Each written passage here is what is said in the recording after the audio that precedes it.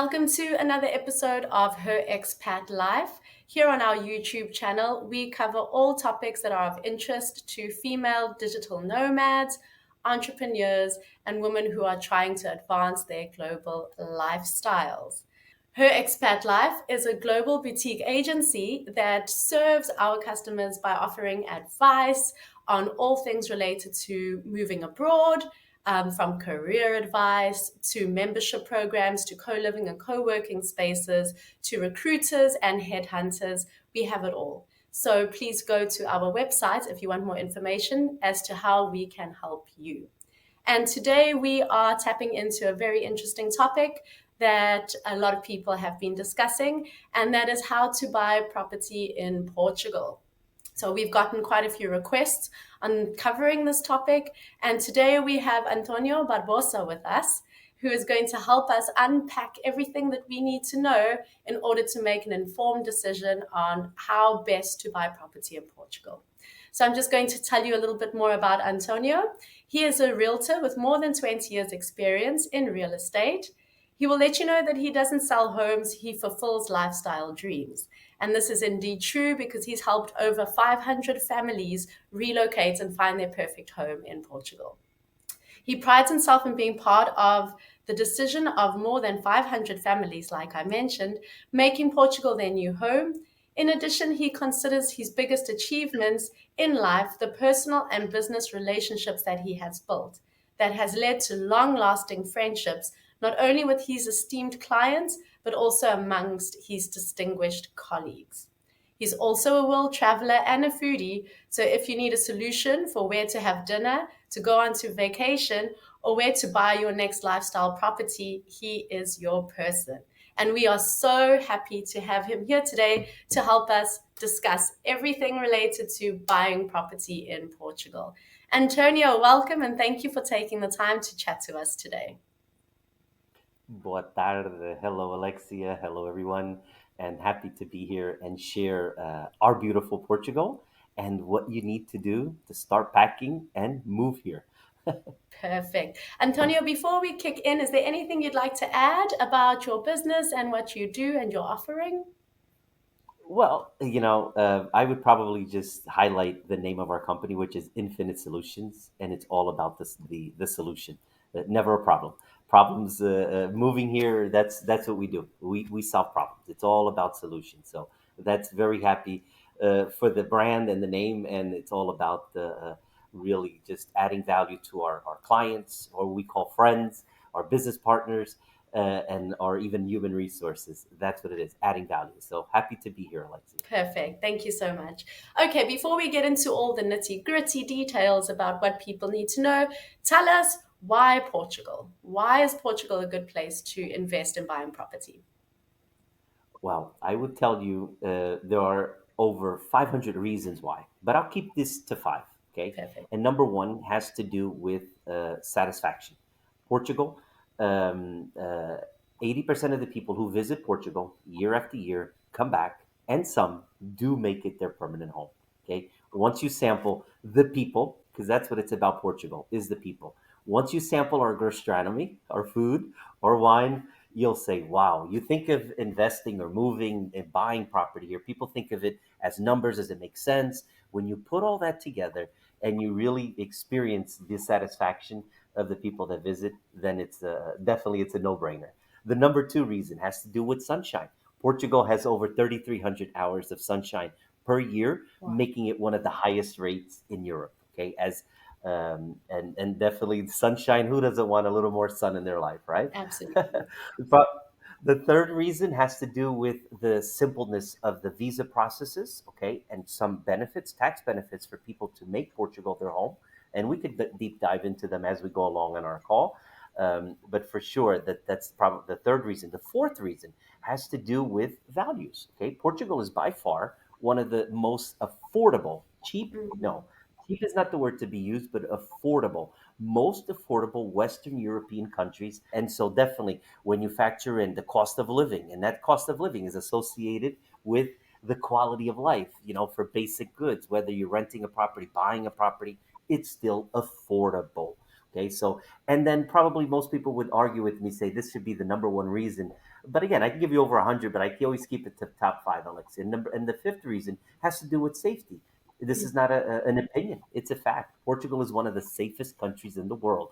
And here's another news for you: Portugal is just rated by a lot of other international publications like International Living as the best country in the planet to retire as for 2023. This was just a recent article. They do a survey every single year about the best countries to retire to, and Portugal has always been on that list the last decade or so. And now, whether it's number top five in the last few 5 years, 10 years, but now this year, 2023, as the best country in the planet to retire to. So these are just some of the reasons, and I'll keep it at that for now. It sounds like a no-brainer, to be very honest with you. Ticks all the boxes.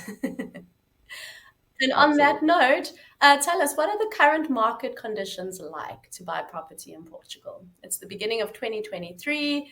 What are things looking like? Well, just the same way they left off since 2021, 2022. Last year was an incredible year. And even 2021, even after pandemic, everyone always worried about how is the housing market, will it crash? There was a lot of publications about a bubble in Portugal.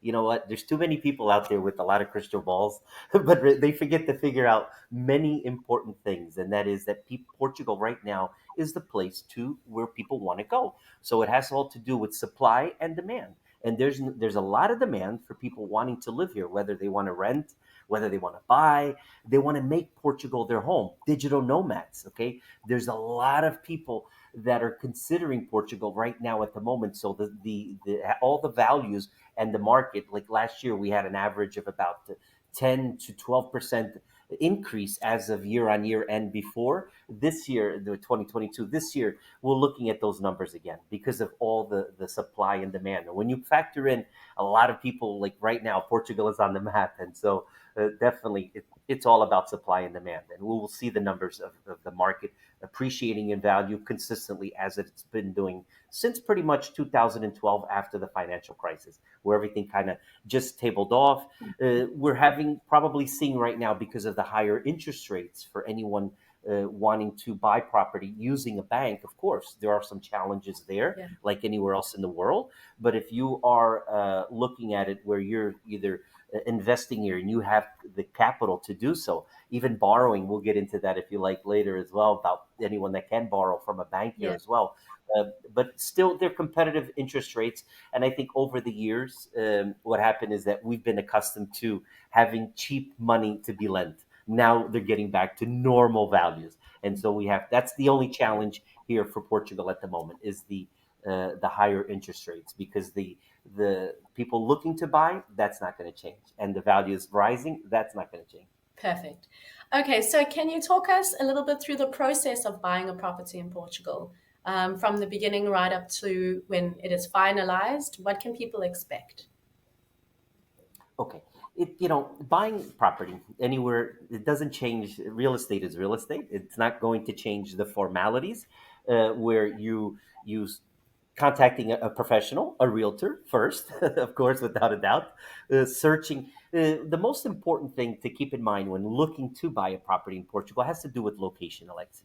From north to south, in between, even the islands, the most important thing is about lifestyle. That's why I say we're lifestyle relocation specialists specializing in residential because it's all about your lifestyle and whether you want to live close to the city, whether you have children going to school, whether you want to live in the countryside, whether you like the more weather, you want to go to the beach, sunnier, etc. So depending where you want to live, that is the most important thing that you have to consider having a conversation about what it is that you want, whether you want to live here permanently, whether you want to retire, what you want to do you want to travel Europe, etc. So having that in mind is the most important. I would start there, finding that location, then looking into what you're looking into in a home, what you want in terms of bedrooms, bathrooms, etc., Yeah. location, view, all the simple things, what you're looking for in a home.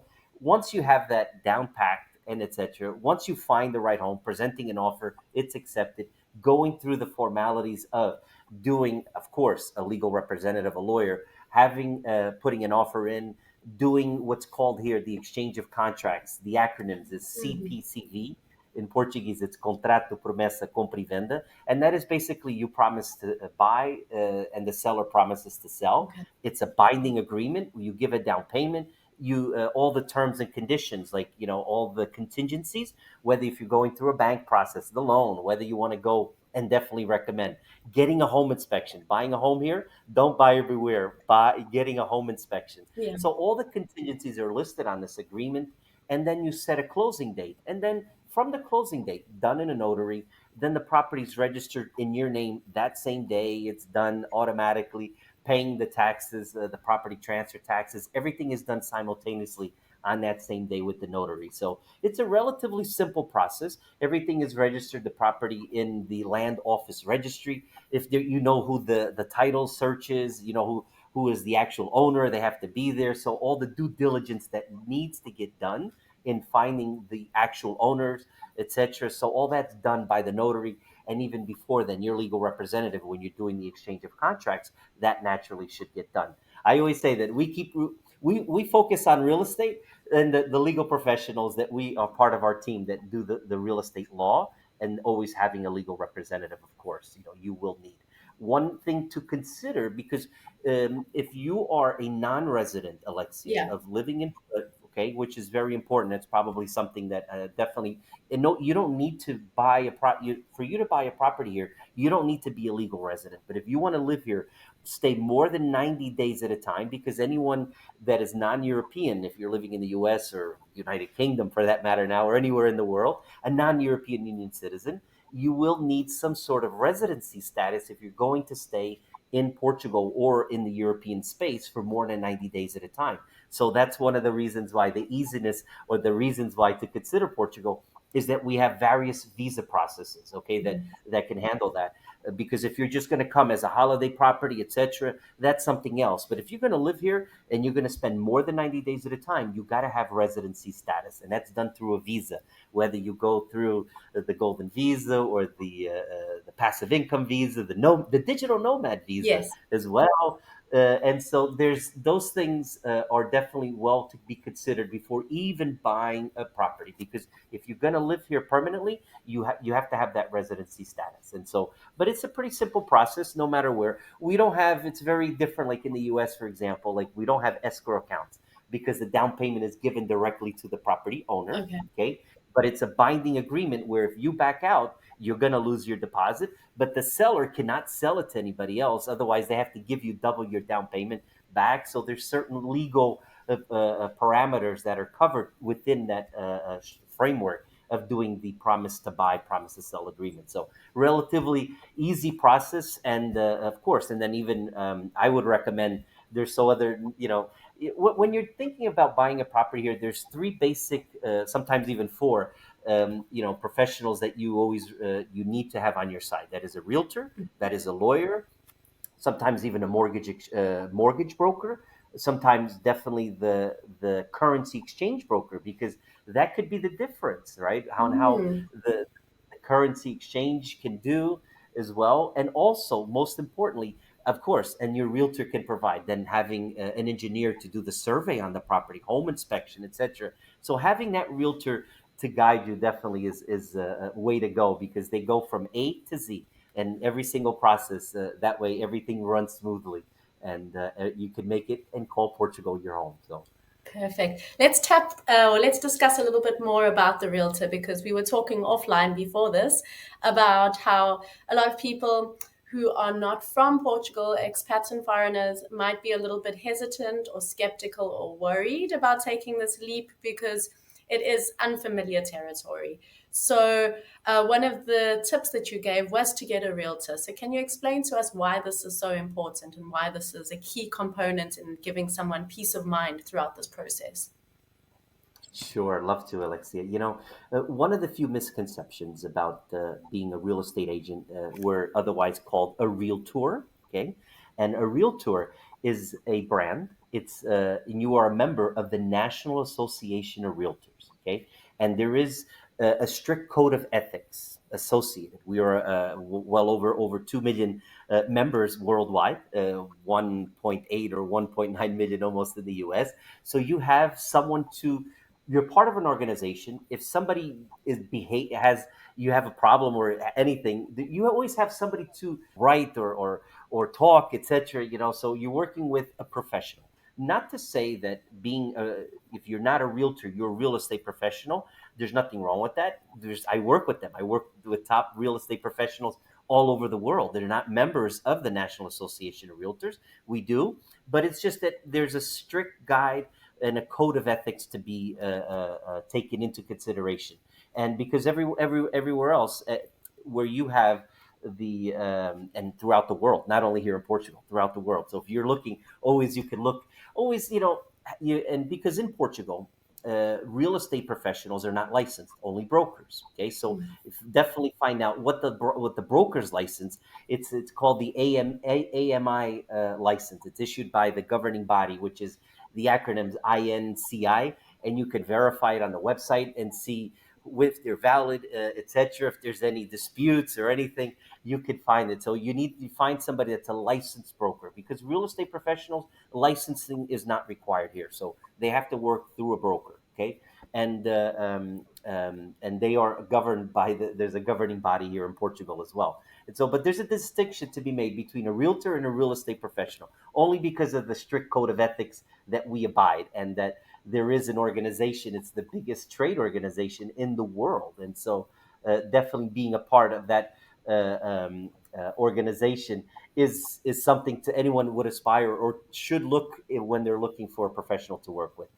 Because there is that, and also Google reviews. People should be looking at it. Look at realtor in Portugal, real estate professionals. We have so many great professionals here. We do. There's no, but there is a distinction to be made between a realtor and a real estate professional. Okay, thank you. Very, very good advice.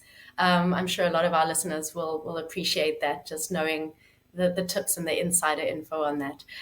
Can you tell us about any legal requirements or restrictions for a foreigner buying property in Portugal? Sure. There is no the only legal requirement is if you're going to stay in Portugal more than 90 days at a time. Okay, because otherwise anybody can visit Portugal. The countries of the United States, Canada, United Kingdom, Australia, New Zealand. We have bilateral agreements. You don't even need a formal visa process. It's called the Schengen visa. Mm-hmm. Okay, when you buy your airplane ticket, you could travel freely to Portugal, and you could stay in Portugal in the European space. It's called the Schengen visa. You could stay up to 90 days. Mm-hmm. Anytime you're going to stay more than 90 days, you're going to need residency status. Okay. And there's a good thing for that, because the residency status also will enable you to be a Portuguese, as the same rights as a Portuguese citizen. So if you have children and they want to go to school, you can enroll them in the Portuguese school. If the healthcare, you're also part of the healthcare system. Mm-hmm. Okay. Those are the benefits of being a permanent resident. But buying property, say you're buying a property and you're going to be using it sporadically throughout the year, two times a year, you can come to Portugal twice a period a year, up to 90 days. You have to come into the Portuguese space or the Schengen space, leave, and then you can come back for another 90 days. And so you could stay in Portuguese territory. You can come twice a year, 90 days at a time. Anything more than that, you would have to go through what is the residency status. And the most common is the passive income visa, otherwise known as the D7 visa. Okay. Just so you know, all our visa processes, they start with D. So if you're going for like an entrepreneurial visa, it's a D2 visa. If you're going for a student visa, it's a D6 visa or D7 visa for passive income. Now we also have a digital nomad visa. Yes. Okay, or even the golden visa. Golden visa is actually called the acronyms ARI. It's authorization for residency through investment, and that's where somebody buys a property. Okay, in certain areas they're not permitted, of course. Lisbon, Porto, coastal areas, they're not permitted, but there's so many other places still in Portugal to use the golden visa program and get residency status. The great benefit of those between the golden visa and the D7 visa is the golden visa, you only have to stay very little time. The first year, 7 days, Mm-hmm. and every subsequent year after, 14 days. And it's a 5-year program, just like the passive income visa, or otherwise known as the D7 visa. either one of them will get you to citizenship in Portugal, and that is in having the passport, right? So you're actually living here. Your authorization for residency, you could travel all through the European space, because then you don't need any formal with the new ETIAS, which is the European travel, like the same thing in the U.S. Like if you're going for national security and you have to register yourself in the ETIAS, the acronyms ETIAS, that you have to travel within the Schengen space anywhere you go. You don't have to do that because you are a resident of Portugal. So you could travel freely in Europe, the Schengen space, 26 countries, and there are even going to the United Kingdom, which is not part of the Schengen. It's part of the Schengen space, not part of the European Union, and a few other countries. So the Golden Visa or the D7 visa allows that to do. And then ultimately, with the D7 visa, you can even rent the property. Also, Mm. the digital nomad visa, you can rent the property. And by the way, Alexi, I would recommend that. I would always recommend somebody before they buy a property, Yeah. before you buy, unless you've been to Portugal dozens of times, you know exactly where you want to live, the climate, this, you have friends, etc. Rent. A year Mm. goes by. You could fill out the doing a rental agreement for a year will qualify for the D7 visa, a 1 year lease agreement signed, and then you can buy or you renew the contract until you figure out where is your place in the sun. Where do you want to call home? And so renting a property is always my suggestion to anyone looking at Portugal. Unless, again, if you know where you want to live, that is the most important thing, because Portugal is very different from north to south, in between, in the islands. And then so figuring that and is important. And renting will also, as I mentioned earlier, will qualify for the D7 visa, because you will need just a 1 year lease agreement signed. And so it fulfills that requirement. And there's other, and a few other, you have to, it goes by passive income. You don't have to buy a property. Okay. You Mhm. can rent. Portugal is just not for millionaires. It's for people, normal people with children, schools, nomads, young, old. The majority, of course, is people that are looking to retire. Yes, that without a doubt will continue to be Mhm. because of the low cost of living here. But it's a place for everyone. It's just not for people that say I'm going to be playing golf all day long. No, there's families that move. They want to enroll their children in school. They want to be part of the community and and everything around them, going to school, being part of the social healthcare network as well. And so, but those are just some of the ins and outs of the nuances of what you need in the legal ramifications is getting the residency status if you're going to choose to make Portugal your home for more than 90 days at a time. Perfect.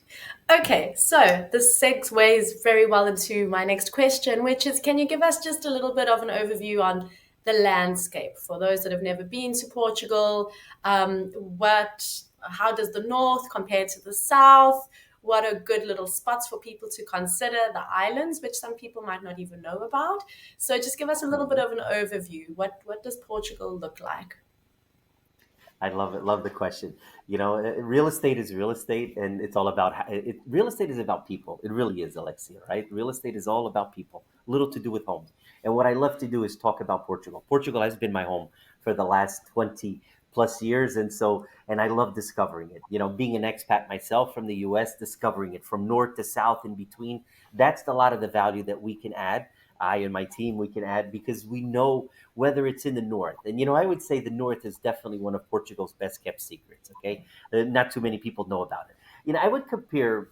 If you can look at, for example, there's other countries in the world you can compare to, but think of California, okay, and think of California in terms of size with Portugal, from the northern part to the south.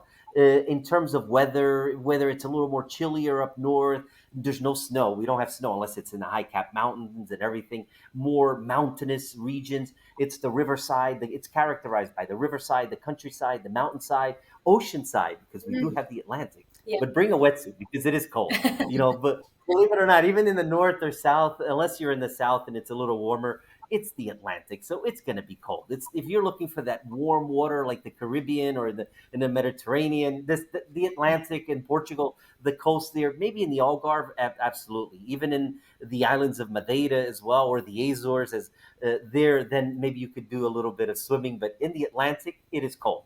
There's no, you can't beat around the bush about it. It's Yeah. cold, and so when you go from the north, and imagine, where it's a little more unstable weather, in the sense where, in unstable, why? Because there is a big difference between highs and lows. In the wintertime, which is characterized by rain, okay, Mhm. Portugal, the rain is what characterizes winter, not because of snow or anything, but we can call it, we call ourselves the rainbirds, not snowbirds, but rainbirds. Rainbirds. And people maybe want to fly down to the Algarve for more little sunny weather. And so it's characterized by rain. As further south you go, whether you go into the area, even up until the middle of like Porto, etc., it's still all the north, and it's still a little bit chillier from November up until March. It's going to be a little more chillier. Yeah. The rain is going to be more, but that's why everything is so lush and green. Yeah. And even when you look at Portugal, okay, you look at Portugal, the green colors from the north to the south are very different, right? Because here it rains a little more. That's why everything is always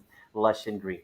When you go to the central part of Portugal, and you have the areas of Coimbra, the Silver Coast, okay, the weather is a little more milder, okay.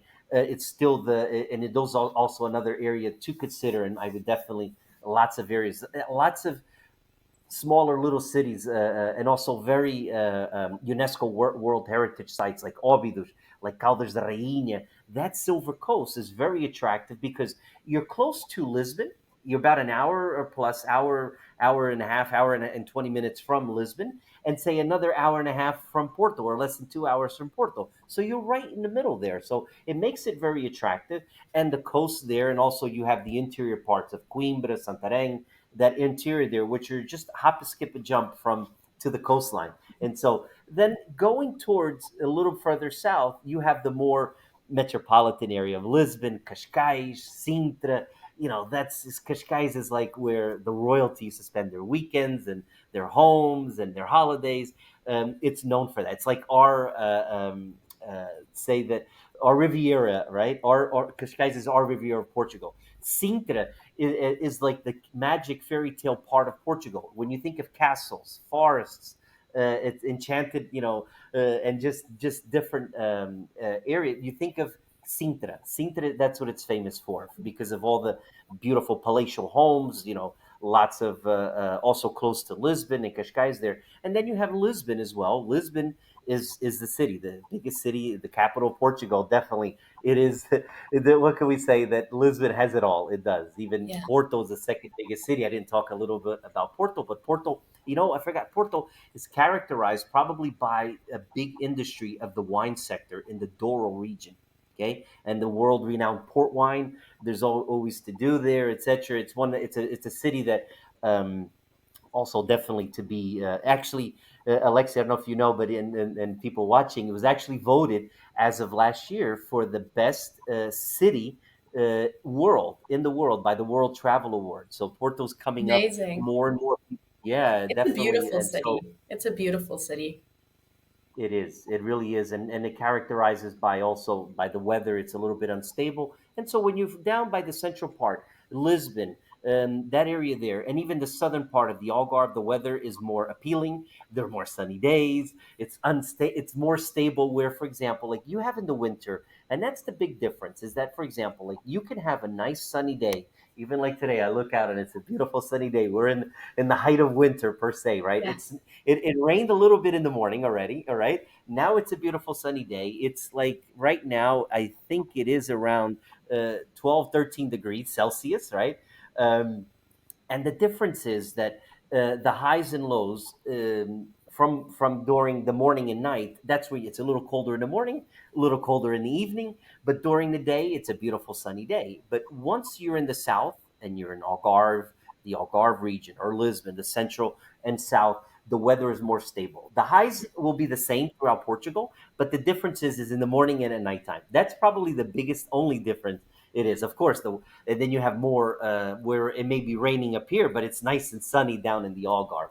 And so that's the biggest change. The Madeira Islands, okay, and the Madeira is characterized by a nice tropical climate. Okay, if you think of the Canary Islands, well, you think of Portugal. You have two islands there, Funchal, and you have Porto Santo. Beautiful, small little islands. One of the, probably in terms of property values in the last couple of years, have grown more so on a national average than anywhere else in Portugal Yeah. because of, it's a small island, but it does have it all. Okay, and Porto Santo as well. The Azores Islands composed of 9 islands. Okay, so you have two islands in the east, 5 islands in the central, and another 2 islands in the more western part. And if you think of the mix between the Hawaiian Islands and Ireland, that's the Azores Islands. Okay, one of the most magical and more people looking for nature tourism. Okay, it actually won as the best island destination for the World Travel Awards for people looking for travel in adventure and nature. That's what it's for. So, and the weather there's also very mild. Again, those the islands have a very milder weather, where the only more Ingram and more I would just say difficult is the November through March. And if Yeah. you can get through that, there's no other place in the world that anybody, I or at least myself, would want to live from March up until the end of October, November, and that is the northern region. Because, and then we have one thing also, we're right next to Spain in the Galician border. Okay, so if you like living in different cultures, hey, I want to, or even in the south, or even Portugal having the closeness. That's probably another reason probably why people should consider Portugal. Yeah. The easiness of getting around, whether from all over the world or Europe. Portugal is strategically located with major airports and international airports. We have three, in the south, in the center, and in the north, and then he's getting around to other places. So, but in a nutshell, that's Portugal Perfect. for you. Perfect. That's amazing. So, can you tell us a little bit about what people can expect in terms of the cost of property in Portugal, varying according to the regions? Obviously, bigger cities like Lisbon and Porto and popular regions like Algarve will be a bit more expensive. But what are people looking at in terms of the affordability of the property in Portugal? Sure. And you're right. It does vary, of course. And if you're looking in Lisbon or Porto, the major cities, and I would characterize it, or I would just briefly say that look at it as per square meter. Okay, they're on an average. And so in the area of Lisbon is in the downtown. If you're looking at downtown area, you can go from 8,000 euros to 10,000 euros a square meter. Okay. Whereas in Lisbon and Cascais, the Cascais area, Sintra, more outside of it, you're looking at like anywhere between 5,000 euros to 7,000 euros a square meter and up. But that's an average. Okay. Porto, you're looking also in the downtown area, anywhere between the more central area of Porto downtown. You're looking at anywhere between a 5,000 euros to 8,000 euros a square meter. Okay, the Mhm. Algarve, pretty much the same way. Taking away from one area which is called the Golden Triangle, okay, which is Quinta do Lago, Val do Lobo, and Vila Moura. That is one of the most expensive areas of real estate in Portugal. In addition to, and so those are where you have the exclusive ultra million, ultra luxury homes and everything. And so that's a different kind of market altogether. Yeah. But on average, anywhere between say even for example, other cities, you could get as 2,000 euro, 2,500 euros a square meter. So look at it like if you're looking at a 100 square meter apartment, which is like 1,000 square feet, Mhm. you're looking at like a 250,000 euro apartment, and less, even less, if you're going into more other areas of Portugal, interior wise or northern. You're looking at like 1,200 euros, 1,500 euros per square meter, etc. So depending where, but of course, Lisbon, Porto, Sintra, Cascais, the Algarve, and the Algarve is very. The Algarve, Algarve has a very particular something very interesting about it, that it's one region, but it's all compact. You can get from one side, one region to the other, and it's all whether by train and close by, and it does different. It is very different per square meter, whether you're in Faro, whether you're in Lagos or Portimão or Vila Moura, Albufeira, in every single Alvor, for example, small little fishing village. It could vary distinctively, but those are basically some of the numbers. Lisbon, look at it anywhere between 5,000 euro or 5 to 8,000 euros, 10,000 euros. Cascais, Algarve, anywhere and 3,500 euros to maybe 7,000 euros per square meter. In Porto, just a little bit less than that. In the northern and more western part, more interior cities, then you can definitely between anywhere between 1,500 euros to 2,000 euros a square meter to do that. Perfect. And can you talk to us a little bit about financing options? You did mention that we would deep dive into the process of getting the banks on board. So can you chat to us a little bit about that? Sure. Any foreign buyer in Portugal, they can qualify for a mortgage here in Portugal for a loan. Okay. What they need is 30% of their capital, or say that they can get up to 70% LTV, the loan to value ratio. So if you're buying a property for 200,000 euros, okay, and 200,000 euros will get you a good property here, I say as an average of there. So you would just need two times three. You would need 60,000 euros of your own capital. The 140,000 euros you can finance from a bank, and it's direct financing from a bank. It is possible to do that. Interest rates now, you're looking at it like altogether with close to the 5%. 4.75. Probably they will be going up in the next few months or so, or next month. That is something that interest rates because of inflation, but that's a world thing.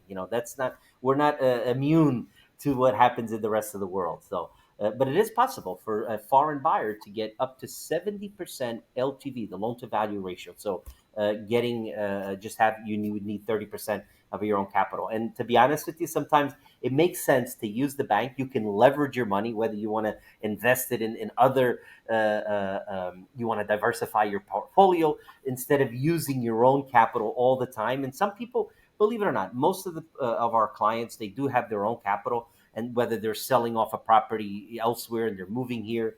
But I always recommend leveraging your capital instead of using your own. Use the banks. Interest rates here are still relatively low. Perfect.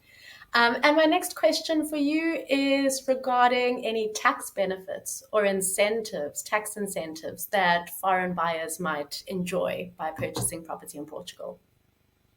Definitely. One of my top reasons why you should consider Portugal has to do with the tax benefits, okay? And that is, we have what's called, for 10 years, it's the non habitual resident status, okay? Someone that wants to live here permanently, use as being a tax resident here in Portugal, you could benefit for up to 0% on your passive income, not income producing. So if you're working, you have to pay a tax on that, right? But Mhm. there's even, if, for example, if you are what the government deems as essential for the growth of the government, okay, and the economy, for example, like if you're a teacher, nurse, doctor, management, CFOs, CEOs, etc., that you're moving to Portugal, you could benefit for a flat tax rate of 20% of here. Okay, the normal tax bracket, and we do have, believe me, Alexia, Portugal is great for a lot of things, but there are some cons, and taxes is definitely one of them. Yeah. We are in a high tax bracket, even property transfer taxes. Portugal is great for a lot of things, Alexia, but there's two things I would probably say that are very disheartening, and that is taxes and bureaucracy here. So Yes. we're famous for that, and we're number one for sure Yes. in the list. But it really, the tax benefits, it's associated with the non-habitual resident status, NHR. And where, for example, if you are a pensioner, retiree, etc., then you can benefit from that living here in Portugal for up to 10 years, zero tax. Once the 10 years are over, you move into the conventional tax bracket, which is anywhere between 25 to 28% there. So, but also, again, also if somebody's buying a property here, property taxes are extremely low here when comparison to other countries I know and that I've lived in. Where, for example, like on a 200,000 euro property, you will probably pay anywhere close to 800 euros. It's a 0.04% of what the estimated finance office is. So you're not going to be paying high taxes, property taxes throughout the year. So the lower property taxes, that's for everybody. That's not a benefit. That everybody can benefit from that. But if you're planning to move here and being part of living in Portugal, being part of the community, then definitely it's a program to look into, the NHR, non-habitual resident status. And if you're a qualified person that you're moving here because you have engineering or any activity that is deemed essential for Portugal's growth, and there's a list that the government has and specifies for it, then you can benefit also from a flat tax rate, very low from what the traditional people are paying. Thank you so much. That's great. That's really good news for a lot of people out there. Before we wrap up, can you just tell us about any additional costs and fees, hidden costs or hidden fees that might be involved in purchasing property for people who are interested? Sure. I would briefly summarize in saying that in addition to, for example, if you're buying a property for 200,000 euros, for example, okay, there are property transfer taxes, the stamp duties. If you're using a bank, you have to pay the stamp duty on the purchase of the property, stamp duty on the loan of the property. Okay. There are registration fees, there are notary fees, there are lawyers' fees. So all those things together, okay, look at it like anywhere between 8 to 10%, okay, and depending on the value of the property, of course, the higher if the higher the value, the higher of the percentage. But say on a 200,000 euro property, you're looking at like so say 8%. Anywhere, well, actually, probably about 7%. So 7 to 8%. So anywhere between all the property transfer taxes, all the lawyers' fees, all the extra add-on costs, okay, would be anywhere between 7 to 8%. So you're looking anywhere between 14,000 to 16,000 euros in addition to the property purchase price. Perfect. And that's a pretty good number. Just keep it at that, anywhere between 7 and 8%, in addition to the property purchase price. Perfect. Antonio, before we say goodbye to you, we were chatting before we started this recording about this exciting project that your company is doing, actually, for people to come and experience a little bit of Portugal before they deep dive into buying a property. So tell us a little bit about this. Sure. Well, thank you, Alexia, and for letting me share. And what's the beautiful thing? That's why I said to you before that anyone moving to Portugal, you got to really discover. You got to see where you want to live, if it is a fit for you. I know that you'll bring a suitcase, but just bring extra clothes because you're going to want to stay longer. So I don't have a doubt about that. But you still need to figure out where do you want to call home. And so what we do, we host various events throughout the year. They're called trade missions, so people to and it's usually a lot of realtors that come, even realtors that want to invest in a property or move here, clients, etc. Whether they want to explore Portugal first, they've never been here, so we show them Portugal. We show them real estate. We show them the culture. We show them the museums. We show them the gastronomy. We show them the food. And everything that goes associated. And it's a week-long event, and definitely reach out. We actually have one upcoming event is from May 26th to June 2nd. And definitely I'll send you the links for it, or anybody can reach out to me if they want to participate and spend a week with us. We're going to explore from May 26th to June 2nd is the northern region, which is Porto and the Minho, as well as Spain. And so sometime in October, we're not sure if we're doing it in June or October, then we're going to explore the southern part of Portugal as well. So we do a few a year and to explore different parts, and people spend a week with us, and all inclusive itinerary. So getting around, picking transfers from the hotel. Hey, you know what? Just spend a week with us. Everything's included, and so definitely it's a good opportunity for people to know real estate, know what it is, because we have lawyers that are invited to talk about the buying process, also the mortgage brokers, currency, golden visa specialists. So it's all also information. It's not only about showing Portugal, but what it is that what you need to do to get yourself here, moving here, and investing here. So definitely reach out to me if you'd like to be a part of it. What an amazing project. I think that is such a great idea for anyone who is considering taking this big but exciting leap and just needs to wet their feet to test the water a little bit before making a decision. That, Absolutely. that brings us to the end of our video for today. Antonio, you have been amazing. What a wealth of knowledge. Thank you for taking the time to share this with us. And we will link all the details about Antonio's business and this project that he has launching and everything at the bottom of this video. So please follow him, get in contact with him, and also follow and hit subscribe on our page if you enjoy this content. We will continue to bring you more content that is relevant to female entrepreneurs, digital nomads, and expats. And we are here to help facilitate and smooth this process. So once again, thank you, Antonio. You have been fantastic, and we look forward to chatting to you in the future as well. Thank you. Bye, everyone. And pleasure. And thank you again for having me here. And we can definitely follow up and deep dive anytime in the future. Portugal is my home, is my heart. That's where my heart is. And hopefully you'll find it in your future to call it your home as well. So thank you, everyone. Cheers. Thank you so much.